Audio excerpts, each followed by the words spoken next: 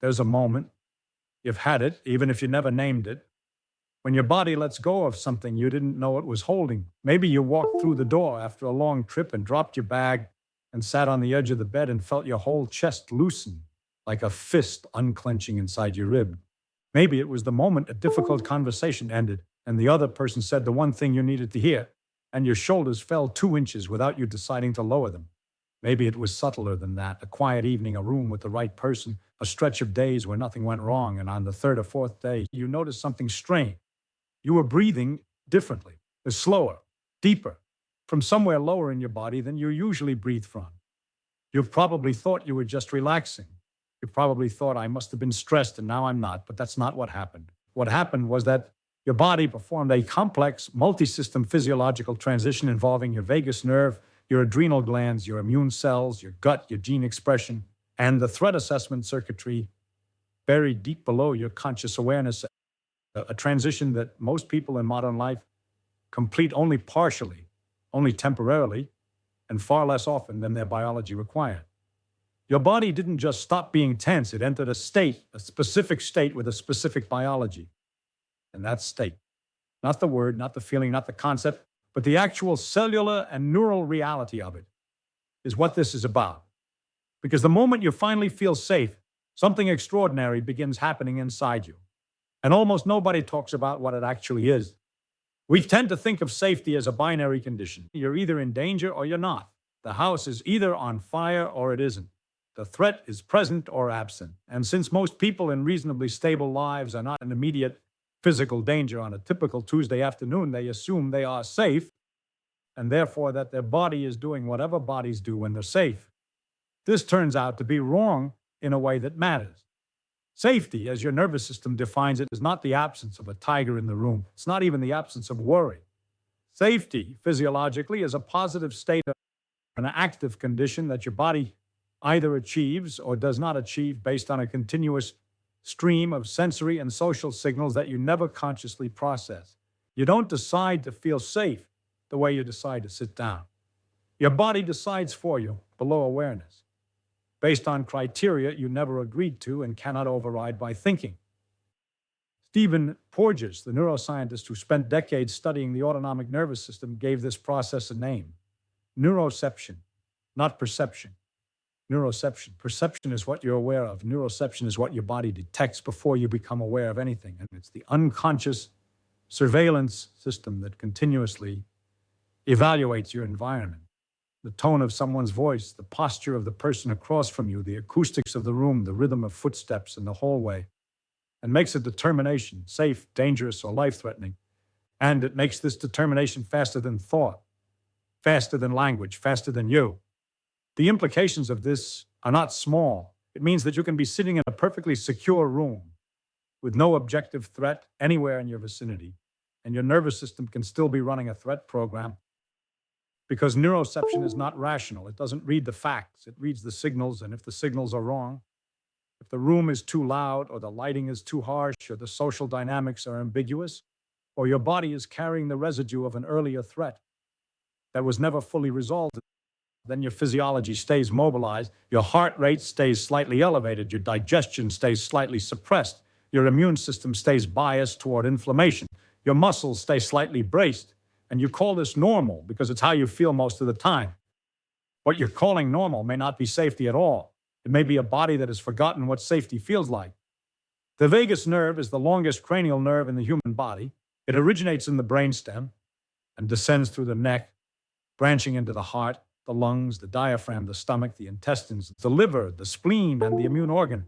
It is the primary physical conduit of the parasympathetic nervous system, the branch responsible for rest, digestion, repair, and recovery. If the sympathetic nervous system is the accelerator, the vagus nerve is the brake. But that metaphor, while common, is too simple. Because the vagus nerve is not just a brake, it's a communication channel. It carries signals in both directions. From brain to body and from body to brain, roughly 80% of vagal fibers are afferent, meaning that they carry information upward from the organs to the brainstem. Your gut is talking to your brain through this nerve. Your heart is talking to your brain. Your immune system is talking to your brain. And the brainstem is integrating all of this information below consciousness to generate a picture of your internal state, a picture that determines more than any thoughts you think whether you feel safe or threatened. When your neuroception detects safety, genuine safety, the kind that involves warm social cues, predictable environments, calm voices, relaxed faces, and the absence of signals your body associates with danger, the ventral branch of the vagus nerve activates. This is the branch that evolved most recently, the one that is most developed in social mammals and especially in humans. It slows the heart, it deepens the breath, it relaxes the muscles of the face and throat, which is why your voice changes when you're at ease. It becomes more melodic, more varied in tone, because the vagus is literally loosening the muscles that control vocal pitch. It promotes motility in the gut. It shifts the autonomic balance away from the mobilization of the sympathetic system toward a state that Porges calls social engagement, a state in which connection, communication, and intimacy become physiologically possible. This is not a metaphor. This is not a way of talking about feelings, but this is a measurable change in the output of a specific nerve affecting specific organs, producing specific downstream effects that can be tracked in heart rate variability, respiratory sinus arrhythmia, gastric motility, and inflammatory markers. When you finally feel safe, the vagus nerve is doing something concrete.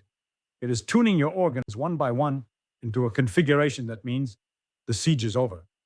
But the vagus is just the conductor. The orchestra is much larger. Here is what actually happens in the minutes and hours after your nervous system makes the determination that you are safe, not conceptually safe, neurobiologically safe.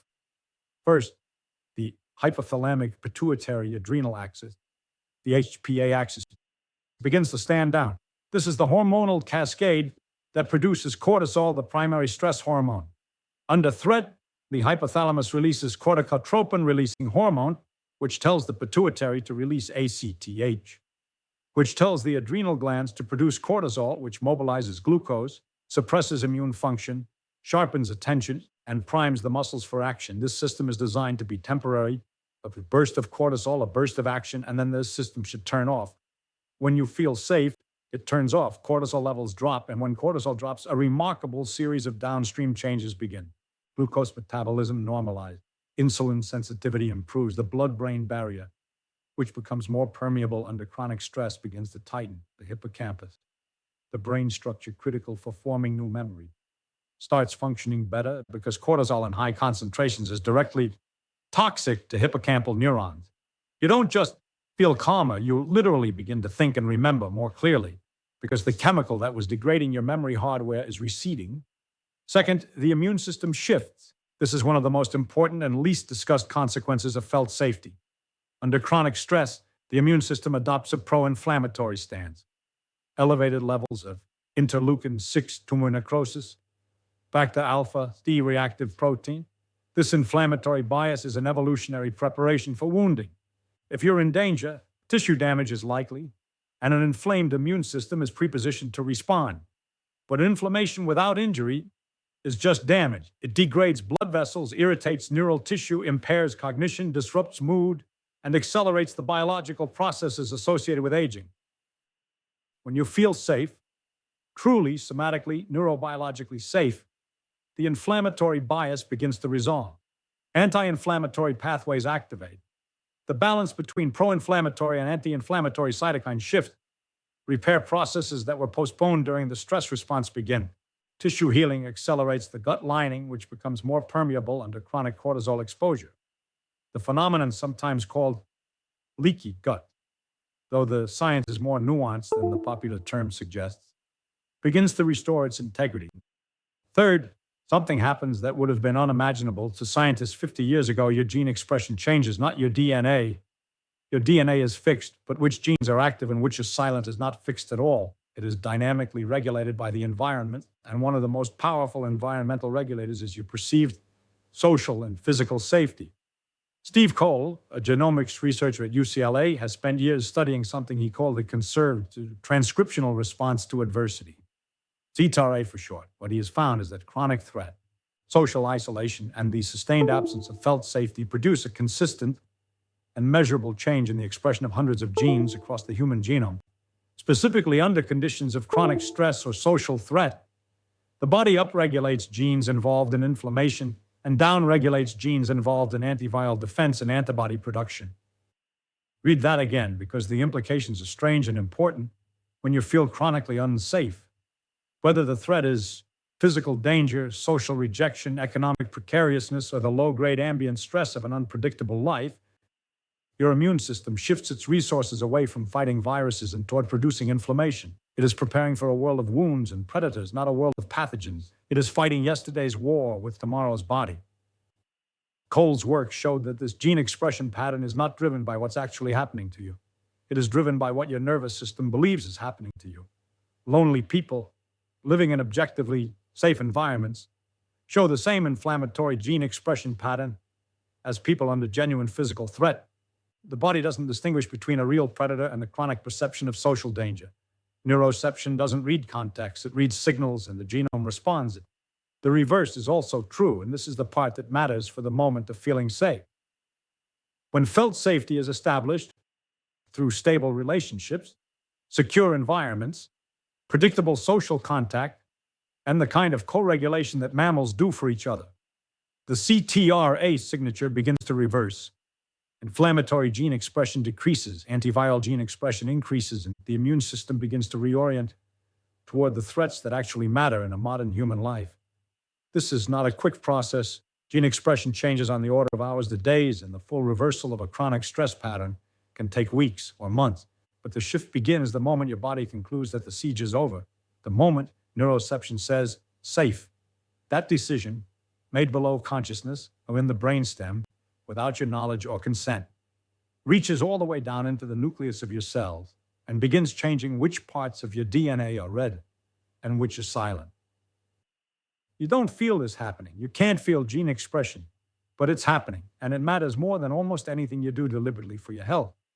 If the biology of safety is a repair program, then the biology of chronic threat is a deferred maintenance program. And like all deferred maintenance, the costs accumulate invisibly until they become structural. Consider what a body does when it spends years in a state of low-grade mobilization. Not the acute terror of a car accident, but the persistent hum of uncertainty, of never quite feeling settled, of environments that are not dangerous, but are never fully safe.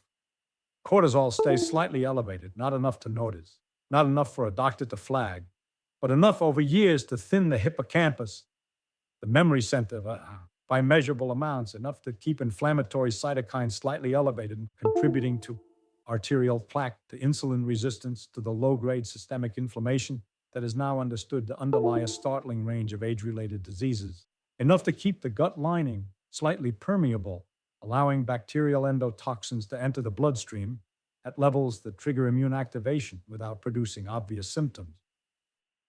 Elizabeth Blackburn won the Nobel Prize in 2009 for her work on telomeres, the protective caps at the ends of chromosomes that shorten each time a cell divides. When telomeres become too short, the cell can no longer divide effectively. It becomes senescent, dysfunctional, pro-inflammatory. Telomere length is, in a rough but meaningful way, a measure of biological age. Not how many years you've been alive, but how many years your cells have been under load. Blackburn and her colleague Alyssa Appel found that chronic psychological stress is associated with shorter telomeres, not shorter by a trivial amount. Their landmark 2004 study of mothers caring for chronically ill children showed that those with the highest perceived stress had telomere shortening equivalent to roughly a decade of additional biological aging. A decade, not from a disease, not from a toxin, or from the sustained absence of felt safety. This is the cost. And it doesn't announce it so. Nobody wakes up one morning and says, my telomeres are short today. You wake up feeling tired, or you notice you can't recall a word that was easy last year, or you catch more colds than you used to, or your joints ache in ways that seem disproportionate to your age. And you assume this is just what getting older is. And partly it is. But partly it is the bill coming due for years spent in a body that never fully stood down, the body that did what it was designed to do. Stay vigilant in an environment that demanded vigilance not for minutes, but for decades. And here is where the story becomes genuinely strange, because by almost every measurable standard, people in developed nations are safer than any humans have ever been. Violent crime is lower, than at almost any point in recorded history. Life expectancy, even with recent setbacks, is extraordinarily high compared to any previous century. The food is abundant, shelter is widespread, the predators are gone. And yet, the bodies of modern humans show chronic stress signatures at rates that would be hard to explain if safety were merely a matter of physical circumstances. Rates of anxiety disorders, sleep disturbances, chronic inflammation, autoimmune disease, and stress-related metabolic dysfunction are not falling in proportion to our increasing objective safety. In many cases, they're rising. The explanation is not that people are weak or that modern complaints are imaginary. The explanation is that neuroception does not read statistics, it reads signals, and modern life is saturated with signals that the ancient nervous system interprets as low-grade threat, unpredictable schedules, ambient noise, social comparison amplified by technology, economic precariousness despite material abundance, the absence of extended kin networks and sleep disruption, and perhaps most importantly, the chronic deficit of the specific social signal. Calm voices, relaxed faces, unhurried physical proximity, predictable routines of connection that the mammalian nervous system requires in order to make the determination safe. Think about what a typical evening looked like for most of human history. You were in a small group of people you'd known your entire life. You could see their faces, you could hear their breathing. Physical proximity was constant and unquestioned. The rhythms of the day were predictable: dawn, work, food, firelight, sleep. And the nervous systems around you were, for the most part, co-regulated by shared routine and mutual familiarity. The signals that neuroception uses to determine safety: vocal prosody, facial expression, physical closeness, environmental predictability, were abundant. They were the default. Now think about a typical modern evening. You are likely in a room with one other person or alone. The light is artificial. The sounds are electronic. Your social interactions for the past several hours may have been entirely mediated through text, a medium that strips vocal tone, facial expression, and every other signal your vagus nerve knows how to read. Your schedule tomorrow is different from today's. The news, if you checked it, was engineered for alarm, and the faces you saw most recently were on a screen, performing emotions for an audience which your neuroception registers differently from a face that is simply present with you. You can be objectively safe and somatically unsafe. You can live in a secure house in a peaceful city with a stable income and a full refrigerator, and your vagus nerve can still be withholding the signal that would let your body begin to repair itself. Because the vagus is not reading your bank statement, it's reading your nervous system, and your nervous system is reading the room, the actual felt sensory room. And if that room is lonely or rushed or noisy or unpredictable or lit by the wrong light or empty of the faces your body expects to see, then the determination doesn't come. The shift doesn't happen. The repair program doesn't run.